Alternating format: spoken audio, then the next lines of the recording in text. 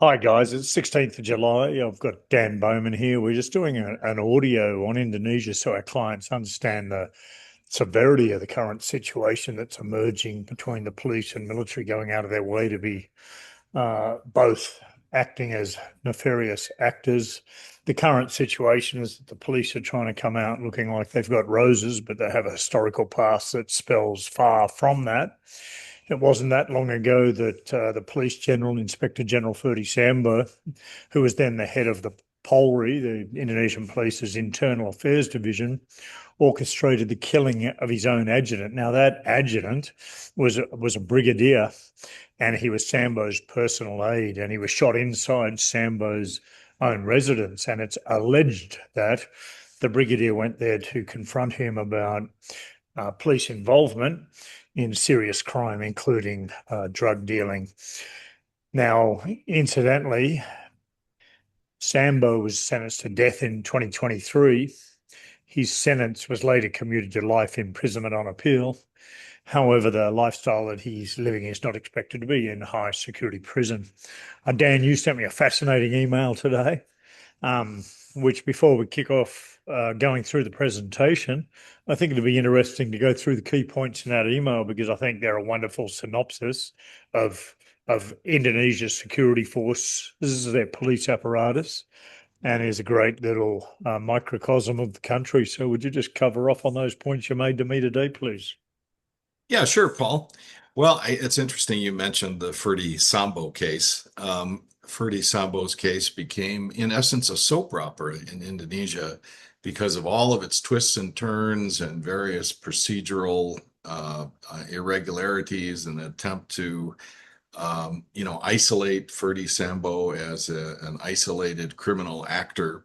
And the same paradigm is now playing out with respect to the red-handed capture of the Attorney General for Special Crimes, where he was caught with 74 kilograms of gold and several $1 million in cash in his residence and also in another place that he controlled. The purpose of this briefing really is to give a little bit of historical context to where this rivalry, institutional rivalry between the police and the military comes from, and also where it might be going under the current administration and where it might end up. So what we really need to do is we need to go back to 2004. As you know, under the Suharto administration, which lasted for 32 years, the military was preeminent in terms of providing security and had a monopoly on the use of force and the carrying of weapons. In 2004, under pressure from the United States, the Indonesians separated the military and the police into separate units that had separate command structures. Now, that was viewed as a win for civil society and for human rights and all the like. But what it in essence did is provided an independent ability for the police to seek funds for their own institution, which they engaged in enthusiastically throughout 2004 up until the end of the Jokowi administration. The police were active in many different types of businesses, illegal businesses. One of the biggest ones was illegal mining, in which the local police would be paid for protection of illegal mining sites, and then the money would flow up to the command leadership. They were also rumored to be involved in illicit drug dealing, human trafficking, gambling. And that isn't a baseless accusation. That actually was borne out in the Ferdi Sambo case, where some of these links were in essence proved. Now, maybe we could go to the next slide. Okay. So at the very end of the Jokowi administration in 2024, an interesting thing happened. The head of the Attorney General for Special Crimes, whose name was Febri Adriansyah, was having dinner at a restaurant in South Jakarta, and he was being watched by a member of the police from Densus 88. And at that time, right at the end of the Jokowi administration, the police were getting a little bit nervous. They were getting nervous that perhaps the military would make a comeback, and they knew that the Attorney General for Special Crimes had a very close relationship with the person who's now the Minister of Defense and also with the military in general. So they were tailing him, trying to, at the end of 2024, see if they could dig up some dirt. Well, the problem was that the Attorney General had a robust military protection unit who confronted the police officer, basically roughed him up a little bit and really embarrassed the police. And that was the beginning of sort of an outright hostility between the two institutions that was sort of precipitated by that confrontation. Now, flash forward to 2026, and the Attorney General for Special Crimes had been diligently brokering the resolution to numerous cases that involved trillions of rupiah in reputed stolen funds. And I'll just talk about one that I happen to know about, is the As Abri case. As Abri is basically the military pension fund. And in 2023, I believe there was a guy named Benny Chakro who wanted to invest the money from the fund in Indonesian equities. And somehow he got the right to do that from the fund manager. Probably some money changed hands in order for him to do that. And he made some investments in Indonesian equities, which, because of the nature of the stock market, went down. And the portfolio of the As Abri declined significantly. And As Abri was very upset and basically filed a complaint that this Benny Chakro had caused a loss to the state. And this is significant because loss to the state now is a very slippery term. We saw in the Nadiem Makarim case where loss to the state was shown by supposedly purchasing Chromebooks at an inflated price, et cetera. But loss to the state is now the way that the Attorney General has been able to put leverage over people with money. Benny Chakro was caught. He was accused of causing trillions in losses to As Abri, and he was sentenced to death. And he was one of the first ones who was extorted for payments by the we're going to use the term Jampidsus, the Attorney General for Special Crimes. And he was extorted for quite a bit of money to commute his death sentence and also put him in probably a slightly better place than he would have been had he not paid. Now, this was repeated in several different cases, and a tremendous amount of money was collected.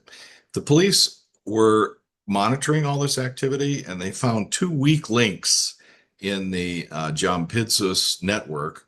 One was a property tycoon named Tan Kian. And as an aside, Tan Kian owns two hotels that were bombed in 2002 and 2003. And he was squeezed about his involvement with Benny Chakro.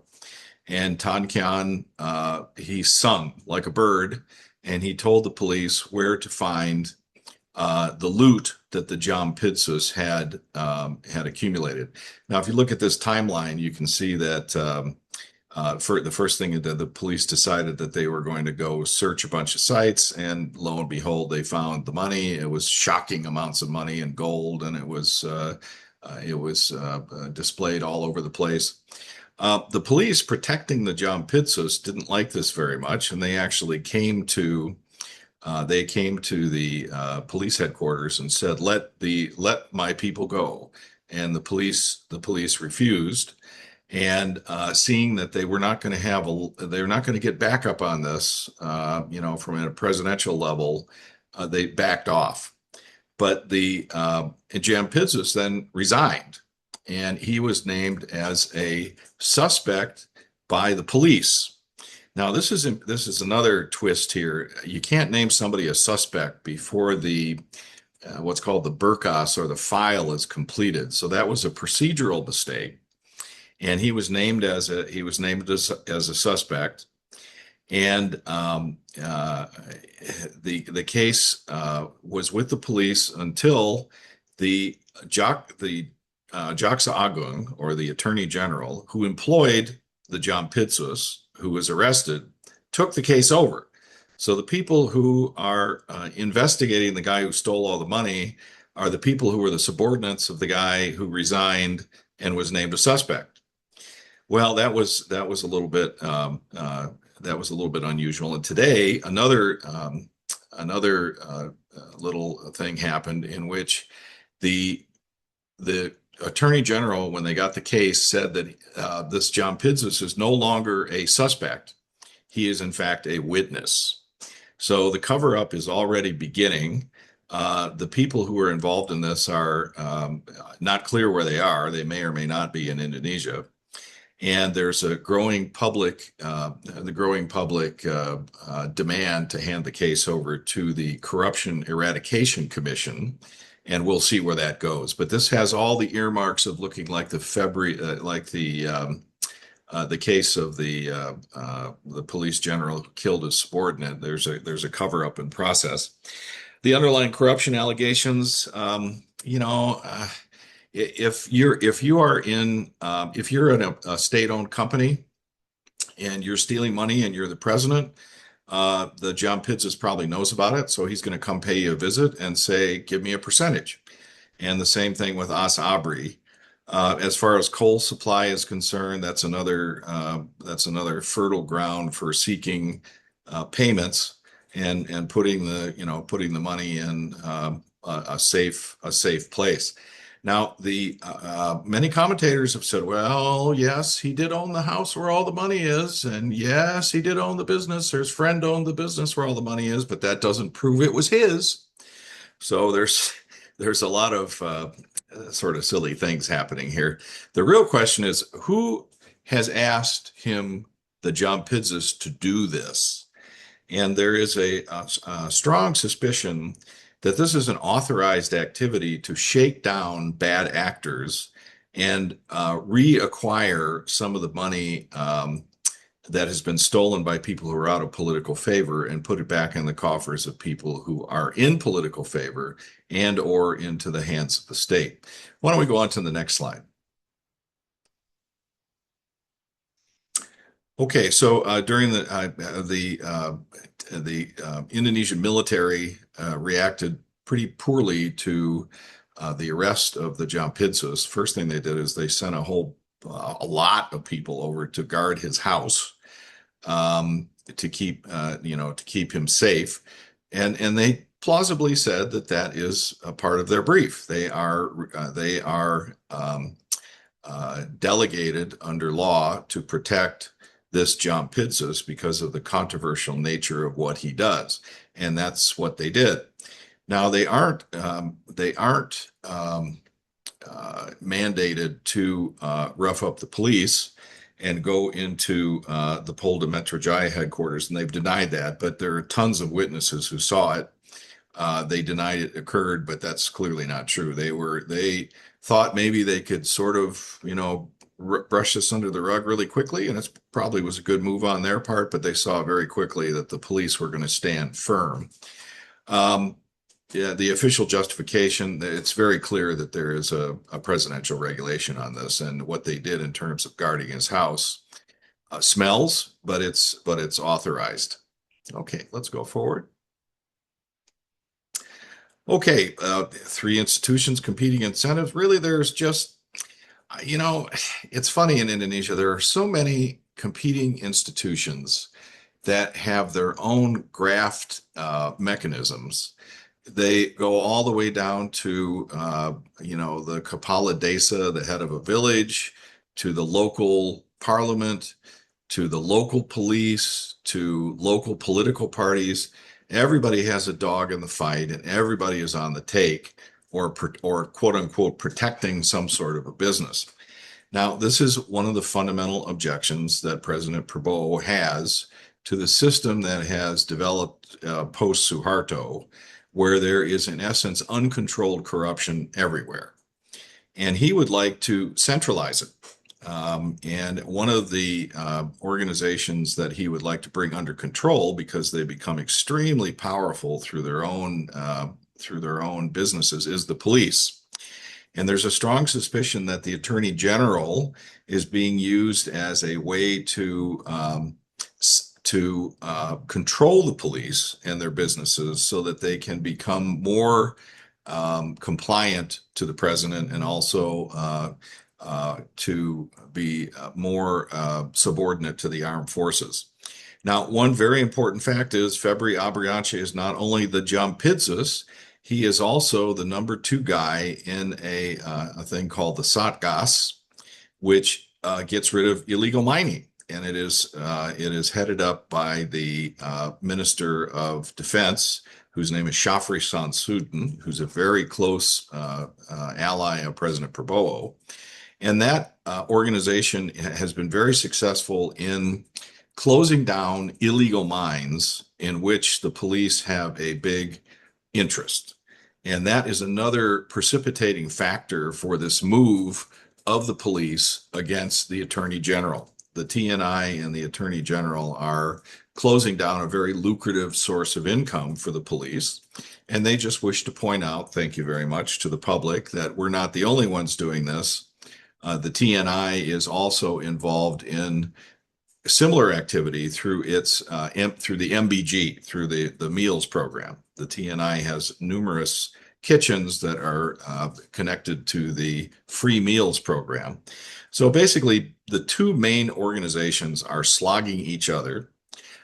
They are accumulating dossiers. They are selectively leaking information.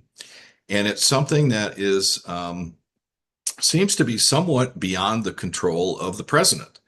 And this could spiral out of hand. But what's happening right now is the government's attitude is basically everybody should be happy and don't worry about this. Nothing to see here. They tried that in the previous police general case. Prabowo had this to say: your stars, your boots, your hats, they come from the people. Yeah, okay, good. He brought all three of the major actors in, and he said, play nice and don't make a mess because I have enough problems. So these institutions are now trying to figure out how do they put this genie back in the bottle. I mean, they're, on the TV, there's been all this gold shown to the public, and the public is saying, well, what the hell? Now, they were able to, the whole soap opera of the previous police general, it fizzled out after 2 or 3 months. And I think what they're going to do here is they're going to rope-a-dope this with all sorts of legal argumentation and try and focus the public on the minutia rather than the big things and hope that it falls out of the news cycle. Now, with the Prabowo administration, every day there's a chance for it to fall out of the news cycle. Today's latest thing is that there's a major fuel shortage in Sumatra because of policies of the ESDM, and they're hoping maybe that one will knock this out of the media. But that underlying tension between these two armed groups is still there. Next slide, please. Sorry, Dan, can I come in here? I have a Yeah, question. sure. Come on in. Yeah. So Uday, just go back 2 slides.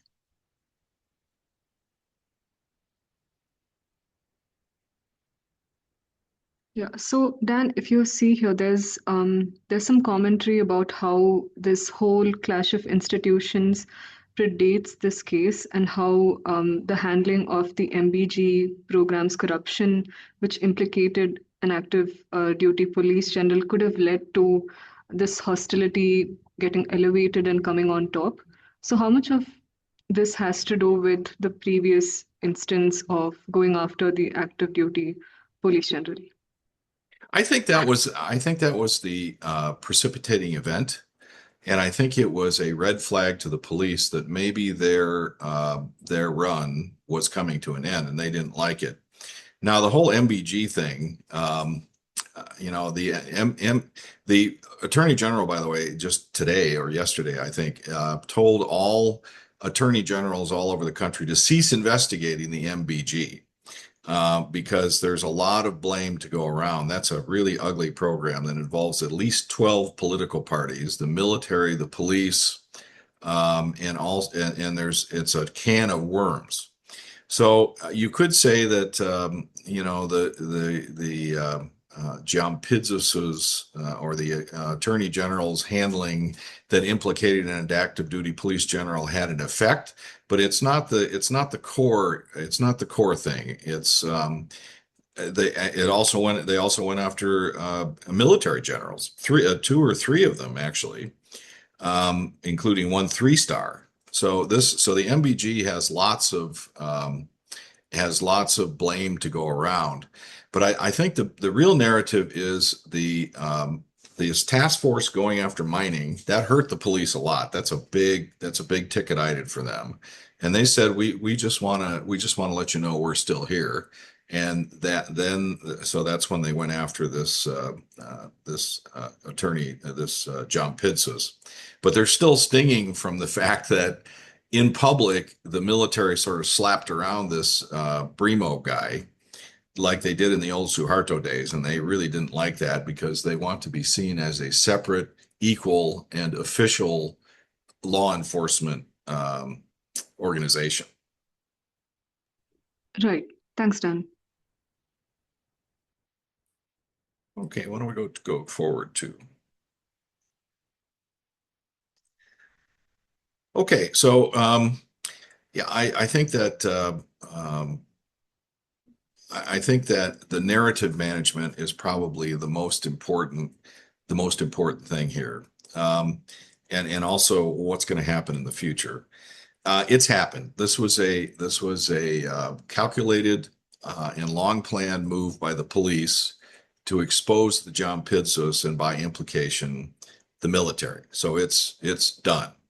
They have made their point, and the president brought them in and said, public introspection. You guys need introspection, which means don't mess with me. I don't want to have anything to do with this ugly thing, and just be introspective. So the police's next move was to let the very agency whose head did the deed now adjudicate it.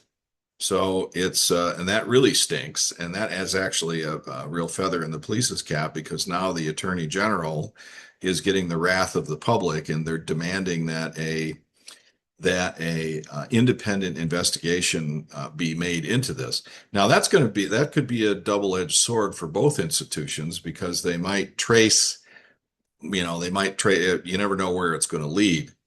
So where will this end up? I think a lot of it depends on if civil society, which is getting pretty strident about this, makes enough of a mess about it, and if the public polling of Prabowo decreases, then they're probably going to have to do something. Next slide, please. Yeah.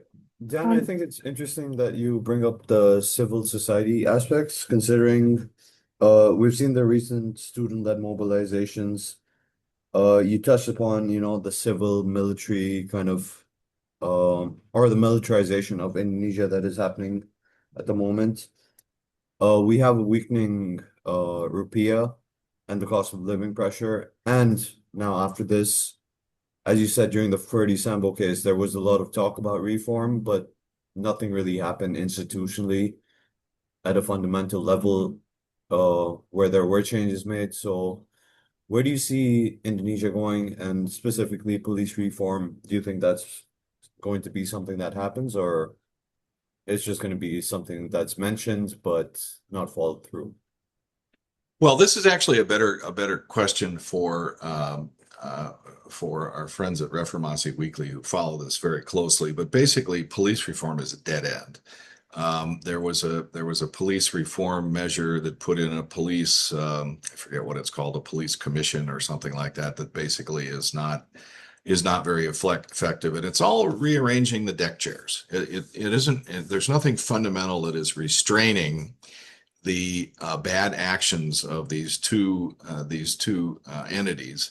And really, it's a fight between two elite entities about who gets a bigger piece of the pie. And how can it be sliced without leaving no pie for the 80% of the citizens that are at are falling out of the middle class or at a poverty level. The student-led mobilizations, yeah, they're getting a little bit more strident, but the students are not particularly effective. In 1998, the only time that real change happened was when labor and farmers got involved. And at this point, labor is a bit pacified. One of the ministers is a former labor leader. And in fact, he is playing whack-a-mole with labor issues. One that just popped up is there's an old age pension benefit that is granted under BPJS, and the government wanted to tax it, which was just crazy because it was post-tax money that funded it. And the labor unions planned to have a big demonstration, and the minister quick met with them and said, well, we're just going to withdraw that, and I'm going to overrule the Minister of Finance. So far, the government has been fairly good at quelling the real groups that can cause change. The farmers have been a bit co-opted. There's a new, as they reform the MBG program, the free meals program, they're going to mandate that the red and white cooperatives, about 12,000 of them have already been formed, are going to buy from farmers, which puts a floor price on goods bought from farmers. So far, they're just on a whack-a-mole basis. The government is keeping some of these groups pacified. I mean, police reform, I don't see it happening ever. I think that the police will reform when there's a full-scale reform of the government in general. What I do see is that this TNI police spat is not ending. There's way too much money at stake for it, and how this plays out is going to be really interesting. Did that answer your question today? Yes, it did, Dan. Thanks a lot. Dan, I might just add a couple of comments in there. I think reform in the military did occur after separation because they feared becoming obsolete. I think a part of that now is them trying to reconsolidate financial power, so another deterioration to how they used to be. I think you're right that reform isn't pending. I think reform's largely for show to pacify the public, but I think the only way major reform is going to happen in the government, like you mentioned, and then therefore the police, will be when there's anarchy on the streets. So they can only quell, cover up, have public relations for show, but ultimately the pressure's really bubbling. The simmering is very hot. The pressure on that lid's getting hotter.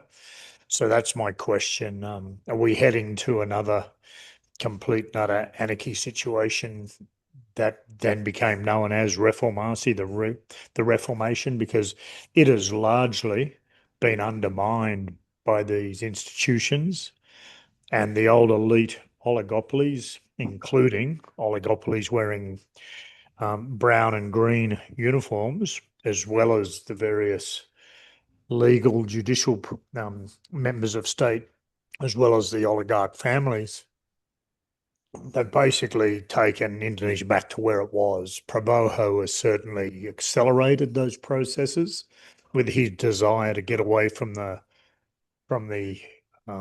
logical progression to special autonomy, where power was taken away from Jakarta and put out to where different tribes and provinces thought they were getting a better deal. But do you now see as we're nearly on an inevitable course to massive unrest at some point in the future? I'm not asking you to put a time frame on that, but I can't see any particular measures or mechanisms that are going to change the deterioration of their governance and of their excessive greed.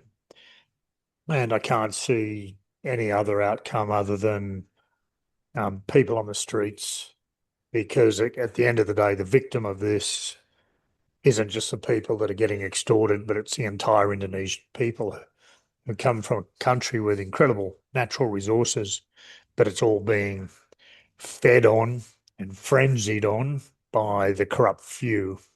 Am I being too pessimistic, mate? Do you see it differently? Do you see any potential logical interventions that may prevent that? Or do you see a similar situation occurring without putting time frames on it? I think that's impossible. Yeah, well, it's yeah, I did, several commentators here have talked about the parallel with 1998. And I think we have to remember that this is, 1998 was the result of the Suharto Group bankrupting the country. And they basically, they put in policies that bankrupted the country. The rupiah depreciated. They had no foreign reserves. Everybody suffered, and there was a mass revolt. The reform that happened after that made Indonesia quite a bit stronger, but at the cost of creating local oligarchies that challenged the center. And this alarmed the traditional oligarchs like Megawati and Prabowo, and they have striven to re-centralize everything in the national government and make everybody in the outerlying regions subordinate to the national government. That has been the strategy.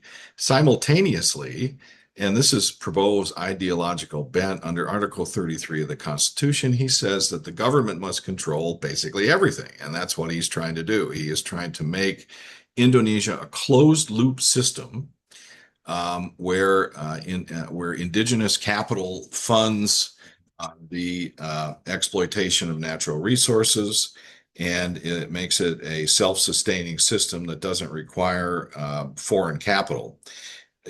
That has made Indonesia uninvestable. So foreign direct investment, whether it's from the West, forget it. Foreign direct investment from the Chinese is under threat. The Chinese are very unhappy that the red carpet was put out by Jokowi and then abruptly jerked back by Prabowo. So basically, there is no foreign investment, and there probably won't be any foreign investment. So Prabowo has taken emergency measures. And this is where I was saying in my note to you today that really the Jampidsus is basically a strategy to raise capital by squeezing corruptors. So they want to raise capital by squeezing corruptors. The first thing they did was issue Patriot Bond 1, and they raised, I forget, 50 billion, or I forget how many trillion rupiah, 20 trillion rupiah in Patriot Bond 1, basically by telling the tycoons that if they didn't buy it, they would be prosecuted or they would have some sort of fines. You saw that in the seizure of the Martabe mine, they levied a gigantic fine on that one.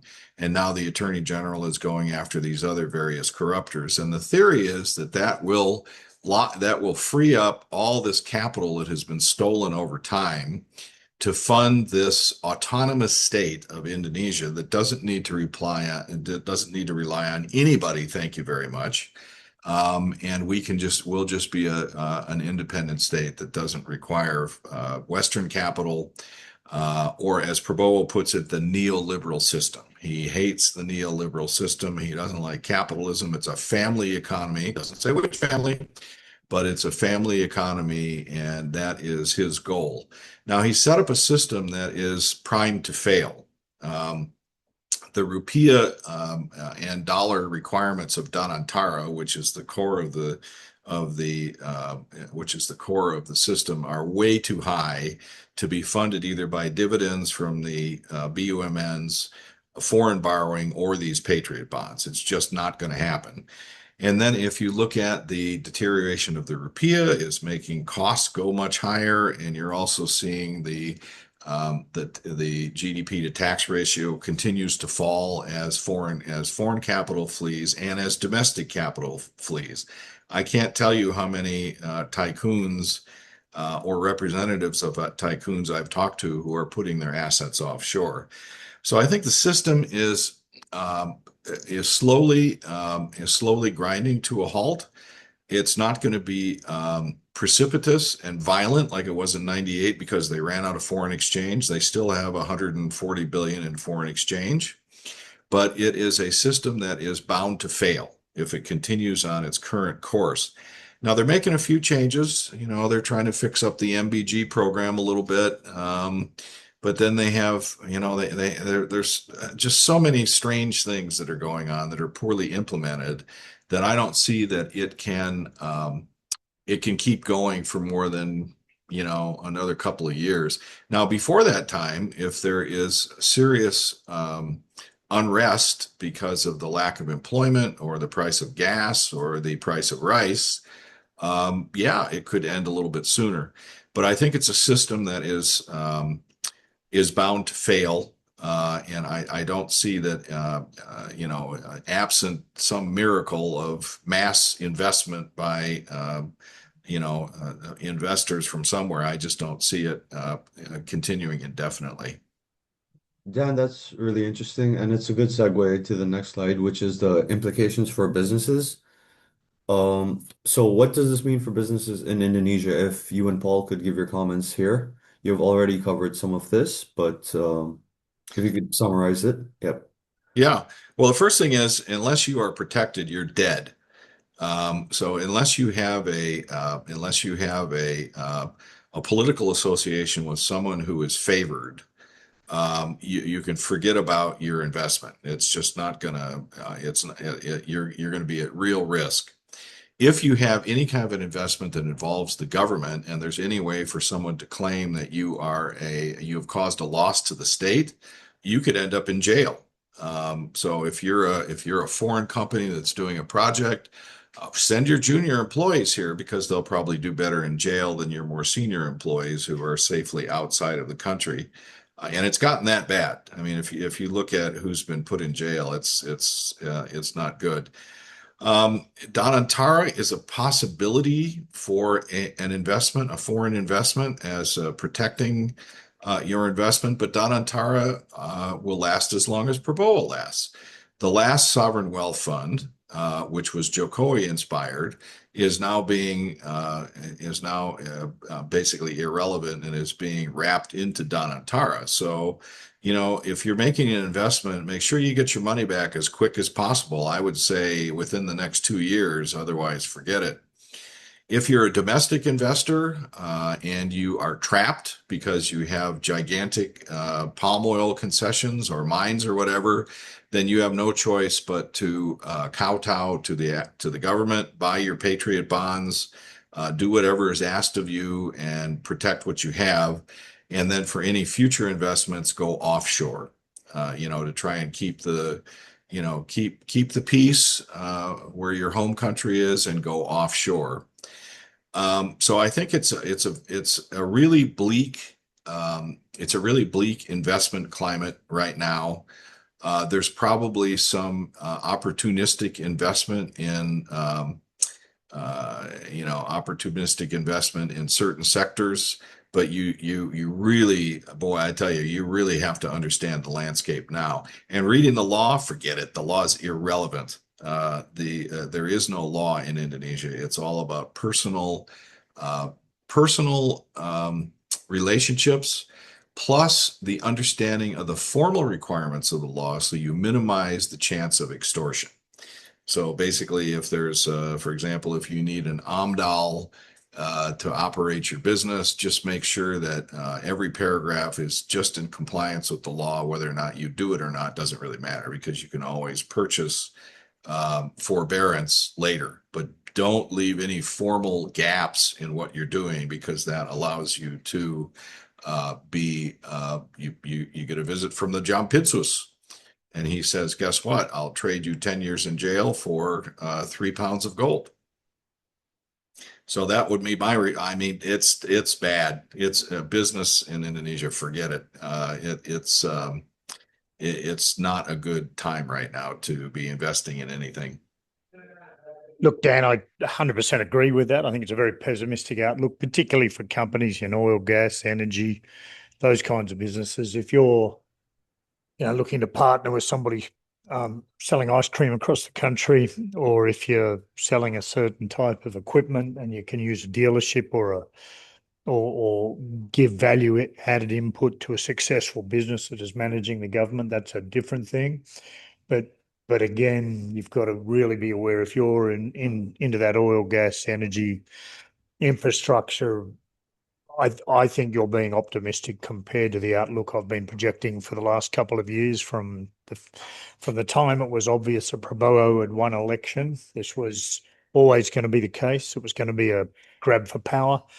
Indonesia's governance and the key players in the country differ from the Western mindset, whereby they seek power for wealth. They don't seek power to effect change or to please a party as it tries to maintain power. It all becomes about the wealth of individuals. I think what I'd love to do today is I'm heading off to Papua New Guinea for the next sort of 10 days to 2 weeks. I'd love to have a similar session with Kevin O'Rourke at Reformasi. I'd love that he hears this prior to that session, and then that you and Rugger plan with him however he wants to address the same issues, because like Dan said, his understanding of the political machinations is second to none, whereas Dan Bowman, of course, is one of the preeminent commercial lawyers that has been embedded dealing with issues, largely teeing up agreements with the government, including the security forces. And of course, my outlook is very much security oriented. And I think at this stage, we need to really be aware it's not only a bad investment climate, it's potentially a place where we are going to see a meltdown of the nation at some point. I'm not going to put a time frame on that, but Dan Rugger, I think we need to flesh out those indicators so that we do start to be able to tick them off and say, yep, D-Day is coming. So if you can touch base with Reformasi or Dan Rugger and organise that, that'd be greatly appreciated. Dan, brilliant presentation as always. Thank you very much for your time and effort, and let's get this circulated to clients as soon as possible, please. Yep. Watch for the involvement of labor unions and farmer groups. Once you see that, you'll see that once the mass of people at the bottom have finally had it, that's when the writing is on the wall. And we're not there yet. Don't focus so much on the students. It's really the mass of people who are who decide what's going to happen in the country. And it's a great country. I hope it continues. I hope it continues apace, but right now things are looking a little bleak. And I'd add a couple of things there, Rugger, for you to drill in on. The particularly Papua and Aceh, but other provinces, if you start to see activists, including politicians in opposition, start to talk out about the re-centralisation, that's also another indicator. So I'll leave you all to it now, and let's get this circulated as soon as possible. Thanks very much for a great session, Dan. Appreciate it. Excellent. Thanks, Paul. See you later. Thank you. Have a good day. Thanks, Dan. Thanks, Paul. Bye. Thanks, everyone.